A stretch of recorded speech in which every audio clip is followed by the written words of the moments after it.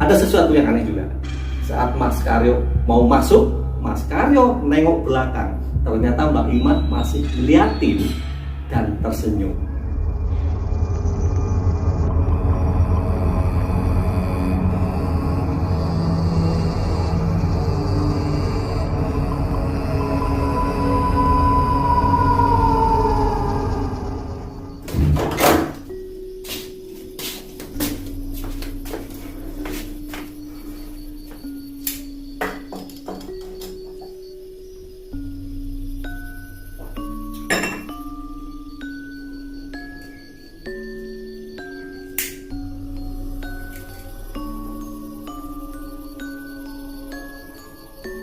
Ya, sobat, jumpa lagi dengan saya di channel Kasat Malam. Jadi di sini saya akan menceritakan sebuah kisah yang diceritakan oleh seseorang. Peristiwa itu terjadi sekitar tahun 97-an.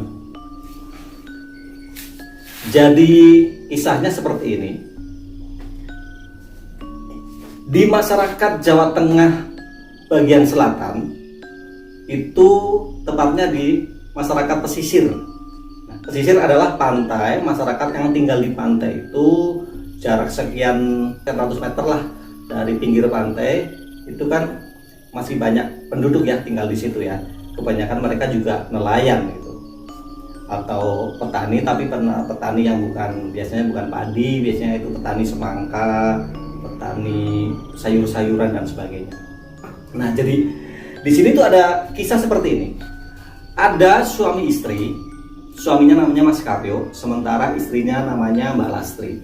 Mereka ini suami istri yang masih baru menikah ya, jadi belum lama gitu. Jadi mereka ini belum dikaruniai anak.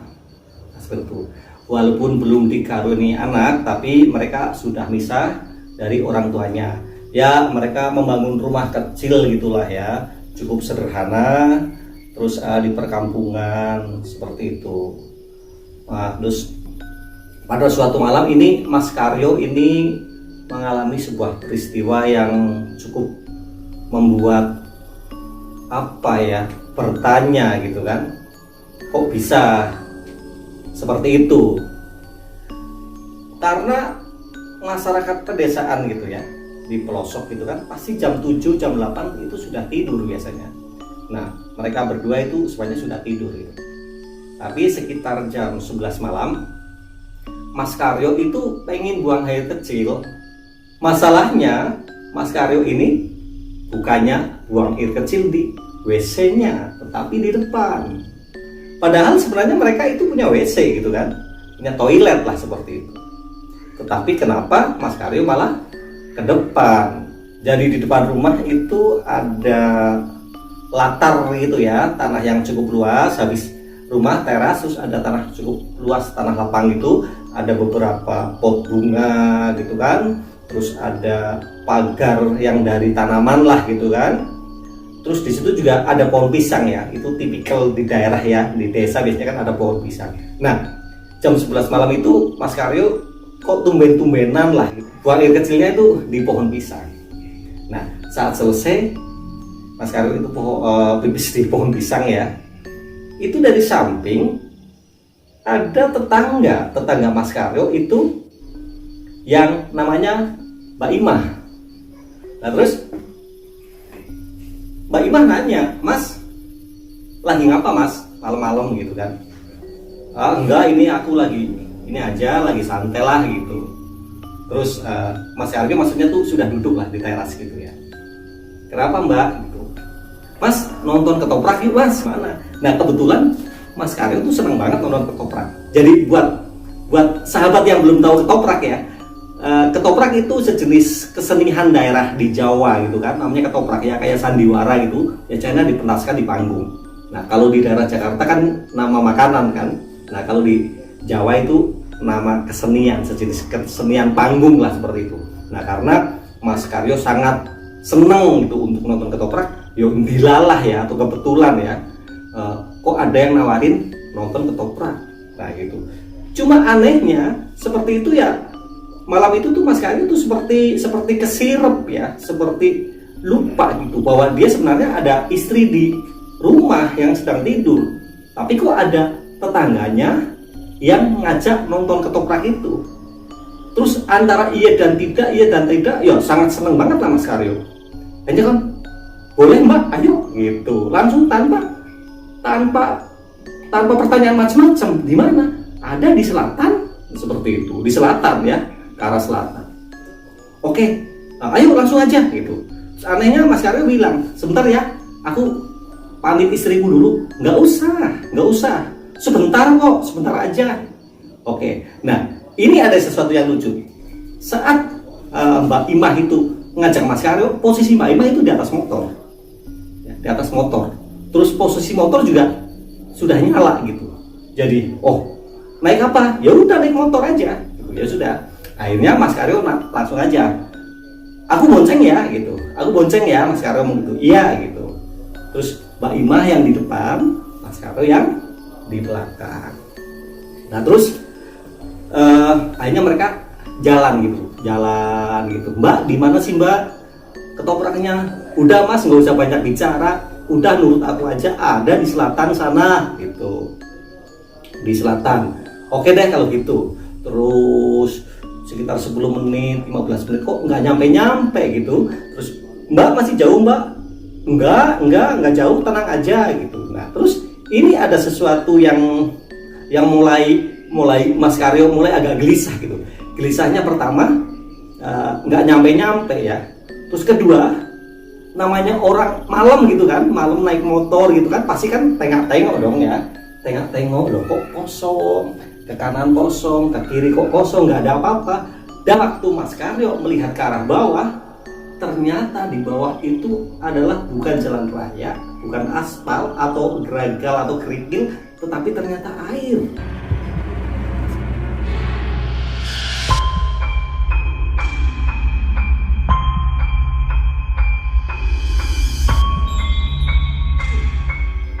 Mas Karyo di situ baru merasa bingung gitu. Loh, kok air ya? Nah, setelah Mas Karyo itu melihat ke sekeliling, ternyata Mas Karyo merasa bahwa itu dia sedang bonceng motor di atas lautan. Nah, di situ Mas Karyo sudah mulai sadar bahwa ini ada sesuatu yang tidak benar. Kemudian ada yang kedua, Mas Karyo berpikir, loh, Mbak Imah ini tidak bisa naik motor, itu pertama. Kedua, Mbak Imah juga tidak punya motor. Tetapi kenapa Mbak Imah sekarang sedang nyetir motor sementara boncengin Mas Karyo? Nah, di situ Mas Karyo semakin takut, sudah semakin sadar bahwa ini tidak benar. Tetapi Mas Karyo tidak berani bertanya ke Mbak Imah, Mbak, kok kamu naik motor padahal kamu tidak punya motor dan kamu juga tidak bisa naik motor. Mas Karyo nggak berani bertanya seperti itu. Coba begini, Mbak Imah, Mbak, iya Mas, kenapa Mas? Balik aja yuk Mbak, gitu. Loh, kenapa? Gitu. Enggak Pak, aku nggak enak. Balik aja yuk, gitu. Enggak lah, udah deket. Enggak Pak, udah kemalaman. Aku nggak enak sama istri aku karena aku nggak pamit sama istri aku. Nah, yang Mas Karyo masih beruntung ya. Kenapa itu Mbak Imahnya tuh tidak marah? Karena Mas Karyo sudah tahu, sudah batin bahwa itu sebenarnya bukan Mbak Imah, entah siapa. Itu loh. Maka dari itu Mas Karyo tetap kekeh minta balik. Dan Mbak Imahnya syukurnya ya masih mau balik. Oke Mas, kalau misalnya kamu minta balik, ya sudah, yuk balik yuk. Itu. Saya muter dulu ya. Oke Mbak, iya. Dengan rasa gemetar antara iya dan tidak, pokoknya antara iya dan tidak, pokoknya bercampur baur lah rasa Mas Karyo itu. Akhirnya Mbak Imah memutarkan motor balik kanan. Ya sudah Mas ya, kalau kamu masih tetap nggak mau nonton, saya balikin kamu. Iya Mbak, makasih Mbak. Terus balik dan sudah sampai depan rumah. Ya sudah ya Mbak, aku terima kasih sudah diajak jalan-jalan. Ya Mas, nggak apa-apa. Terus Mas Karyo turun. Maaf, saya merinding. Mas Karyo turun itu langsung lari ke teras rumah, langsung ngetok pintu. Beberapa saat istrinya keluar, si Mbak Lastri itu marah-marah. Kenapa sih kamu sih pergi nggak pamit? Sudah, nanti saya mau masuk dulu. Nah, ada sesuatu yang aneh juga.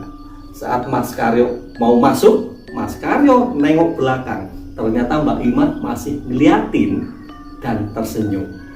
Dan yang jelas itu bukan Mbak Ima. Kemudian Mas Karyo masuk, tutup pintu, masuk ke dalam, ya, terus ngobrol, ceritanya besok aja. Dan ternyata itu sudah azan subuh, jadi sekitar jam 5 pagi, setengah 5 ya. Jadi pas Mas Karyo masuk, Mas azan subuh. Terus kemudian Mas Karyo bilang, yaudah dek, nanti kita sholat subuh dulu, nanti saya baru ceritakan. Nah seperti itu. Nah akhirnya terus mereka berwudu, sholat berjamaah ya. Terus setelah sholat, terus mereka ya minum gitu, istirahat. Setelah pagi sekitar jam 6:30, Mas Karyo baru bercerita tentang apa yang dialamin semalam. Jadi Mas Karyo itu merasa hanya pergi dengan Mbak Ima sekitar 15 menit atau 20 menit. Tetapi kenyataannya dari jam 11 malam sampai jam setengah 5 pagi.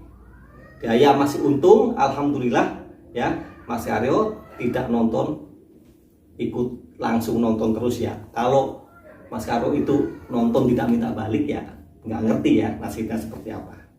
Menurut saya ada sesuatu yang bisa kita ambil hikmahnya ya. Jadi sangat sederhana sih hikmahnya. Kesimpulannya, kita jangan buang air sembarangan seperti itu aja, ya kan? Karena kita sudah ada tempat yang baik, ada tempat yang tepat untuk buang air kecil. Dan sementara Mas Karyo kok malam-malam malah keluar buang air kecil di luar di pohon pisang. Nah mungkin dari situ ya, kita makna sederhana aja ya. Jadi kira-kira kesimpulannya, kita jangan membuang air atau buang hajat di sembarang tempat. Itu kesimpulan yang bisa saya ambil. Tetapi untuk kesimpulannya seperti apa, saya kembalikan sepenuhnya ke para sahabat. Sekali lagi, itu apa sih?